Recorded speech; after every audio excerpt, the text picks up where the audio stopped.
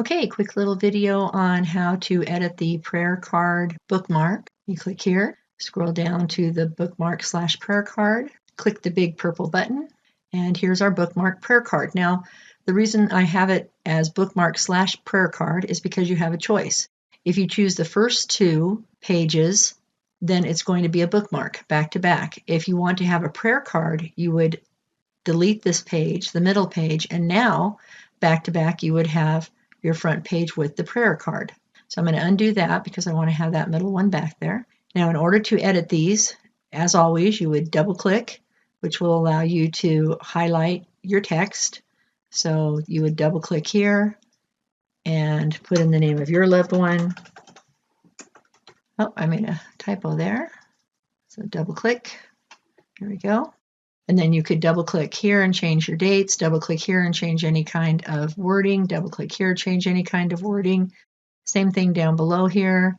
So instead of Carmen, we're going to put Cindy, and down here. Now this, of course, would be whatever quote or whatever it is you would like to say about your loved one that would be on the back here.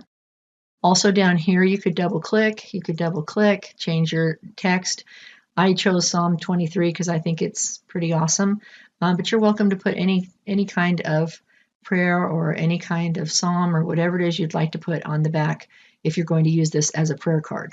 Then to change the picture, we just go over here to our uploads.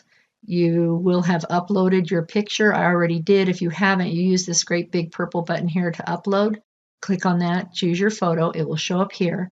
And once it does, you're just going to left click and hold and slide over, and then there you go. Now you've got the picture of your loved one in your bookmark/prayer card, depending on which one you choose to do. So you'll always have the front page, and then you choose whether or not you want to use the second page, which would be a bookmark, or if you wanted to use the second page as the prayer card, which also again could be used as a bookmark. Before you print and send it off to the printer, choose this one and then either this or this. Okay, and to get rid of the one that you don't want, just use the little trash can right here. Okay, when you hover over that, it says delete page, and with just a click, poof, it's gone. If you make a mistake, come up here. This is your undo button, your best friend in Canva. Undo that, and now we're back to where we belonged. Then you would come up here and you would download. You're going to put in PDF print, best for printing.